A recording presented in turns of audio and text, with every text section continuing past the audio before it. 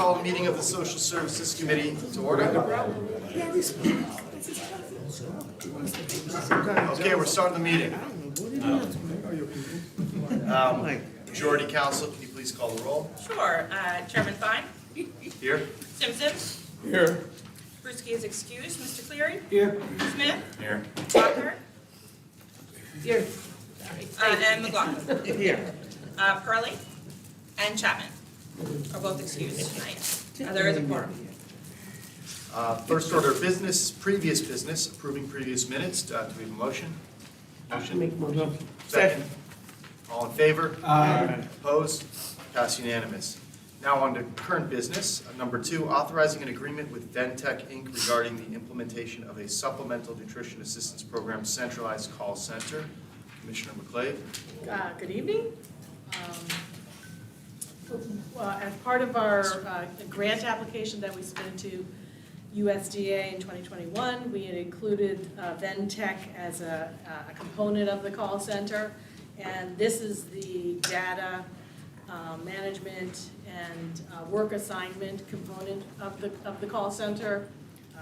The phones themselves were separate, but this is the data system that's going to be integrated to pull information off and allow supervisors to check on the status of work that's done and assign additional work and do follow-up. And as well, it allows us to dig into, have the WMS, Welfare Management System, up and running rather than close our screen and reopen and that kind of thing. It's just efficiencies, improvement on efficiencies. And this is for $170,000, 100% paid through the USDA grant that we received. Great, thank you. Are there any questions from the committee? Motion?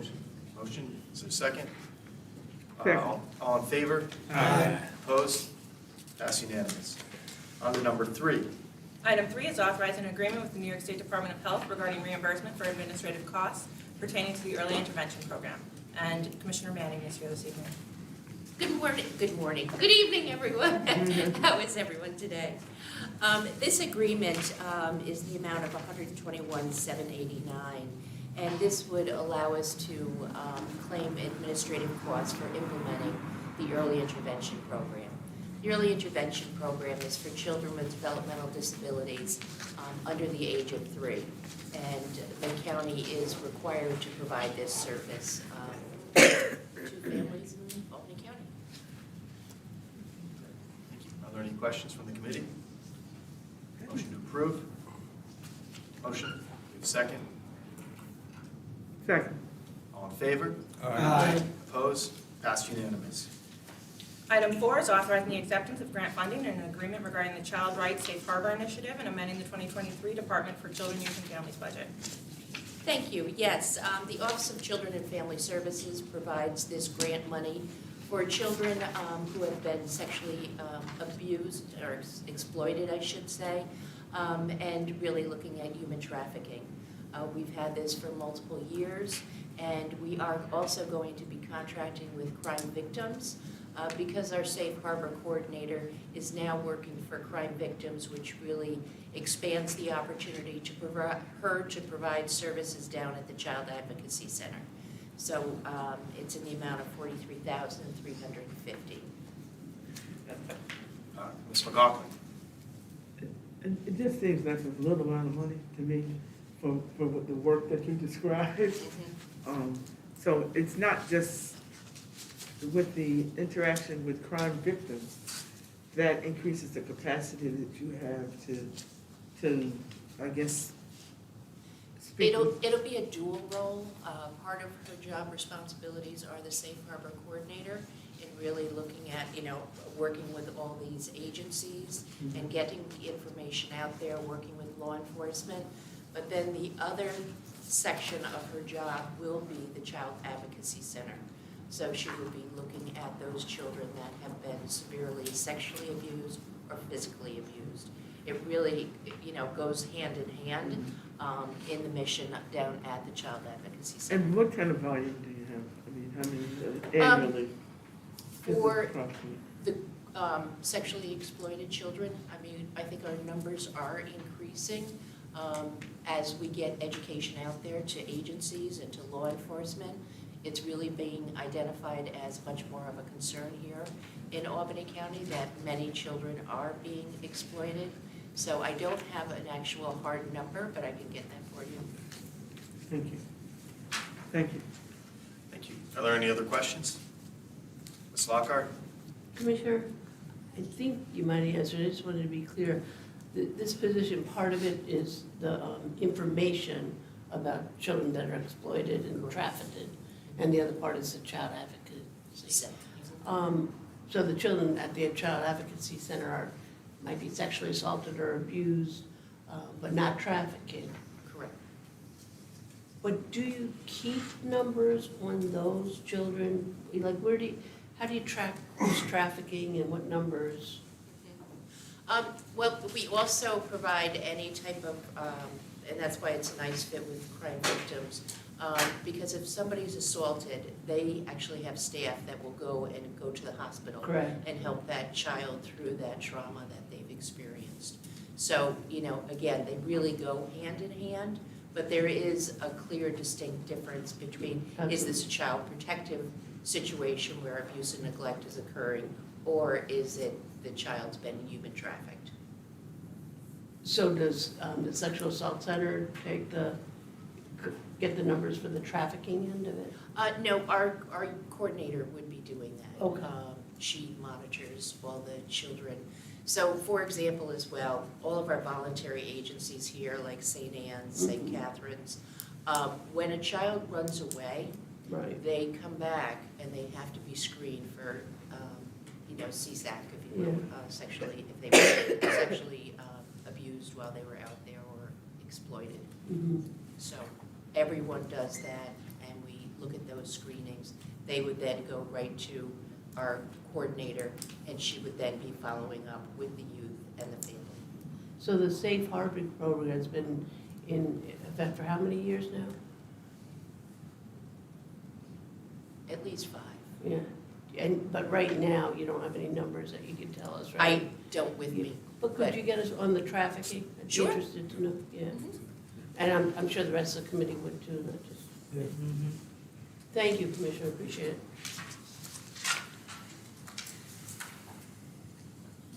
Are there any other questions from the committee? Do you have a motion to approve? Make one. Second. All in favor? Aye. Opposed? Passed unanimous. Item 5 is authorizing the acceptance of grant funding and agreements regarding the mobile response project and amending the 2023 Department for Children, Youth, and Families budget. Thank you.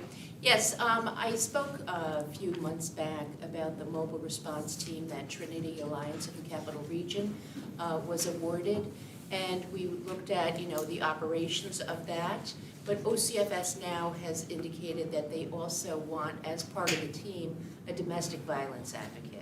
Many of our children in the community or child protective getting involved are due to domestic violence incidents. So this would be another member of the team that would be going out and responding not only with the peer advocate, but also the clinician, to really keep things at home calm and not to then use a higher level of care. Thank you. And are there any questions from the committee? Motion to approve? Motion, do we have a second? Second. All in favor? Aye. Opposed? Passed unanimous. Item 6 is amending resolution number 243 for 2022, an agreement with Trinity Alliance of the Capital Region regarding the operation of a mobile response van. Yes. The mobile response van, again, the Office of Children and Family Services provided us the funding to support the operations of that vehicle. However, they have expanded for an additional 3 months for us to be able to claim for that. So this would be really asking that we amend the contract and extend it for 3 additional months. Thank you. And are there any questions from the committee? Okay, help me understand the connection between this one and the previous Mm-hmm. one. They work hand in hand. Yes. Okay. Yes, It's just, OCFS just released this ADM, and basically for the domestic violence person. Oh, that's right, I'm sorry, okay. Are there any other questions? Motion to approve? Okay, so moved. Second? All in favor? Aye. Opposed? Passed unanimous. Item 7 is authorizing the submission of our supervision and treatment services for juveniles program plan to the New York State Office of Children and Family Services. Thank you. Yes, STSJP is a grant that we received from the Office of Children and Family Services. It's to prevent children going further into the juvenile justice system. We contract and support probation programs. In addition, we really, our goal is to prevent children from going into residential care due to their criminal activity. Thank you. And are there any questions from the committee? Mr. Burdorf? I'm not a member of the committee, but, you know, we hear so much about potential recidivism due to raise the age. Have you had any experience under this program where folks that you diverted from the criminal justice system have sort of circled back around and reoffended? It's interesting you say that, because the next one is really our contract with SUNY Albany, and SUNY has done some research with probation and looking at the numbers. I'd be happy to provide that report as well. Okay, but it's on point with the question that I asked? Yes, I mean, in some situations, youth do. I mean, I can't imagine reoffend. there haven't been some of those, but. Correct. But again, the goal is really to get them early Right, on I am. and prevent them going into the system to begin with. I guess the numbers would give us some sense of how successful it is. Are there any other questions from the committee? Ms. McLaughlin? I'm not sure, I'm looking at the, no, this is pertaining to the previous one, I'll ask her afterwards. Okay. Because it seems like it started out at 200,000 and now we're at 60,000, so I just wanted to. Two separate things. The Yeah. 60,000 is for just the domestic violence advocate, and the 200,000 was for the operations of the actual vehicle. So that's what we're asking to extend for an additional 3 months. That would also support not only the operations of the vehicle, but the clinical social worker and a family peer advocate. Okay, thank you. Mhm. Are there any other questions? Motion? Motion, second? Second. All in favor? Aye. Opposed? Passed unanimous. And item 8 is authorizing an agreement with the Research Foundation for the State University of New York regarding the New York State Supervision and Treatment Services for Juveniles program. Yes, so SUNY Albany has been conducting research for us, and what they've done this past year is really drill down the reasons for referral, looking at also recidivism, and they will continue to really work closely with probation in order to get that data. Are there any questions from the committee? Yes, Ms. Lockhart? Commissioner, how often do you get a report on SUNY? Because they've been doing this for us for quite a long time now. How often do they report to you on their findings? I would say quarterly, just about what they are actually doing, and then they provide reports to us. But the one that they've worked on this past year is really drilling things down a lot deeper, making a deeper dive. Okay, thank you. Are there any other questions? Motion to approve? Second? All in favor? Aye. Opposed? Passed unanimous. Okay, that's it on the agenda. Do we have a motion to adjourn? So moved. Second? Meeting is adjourned.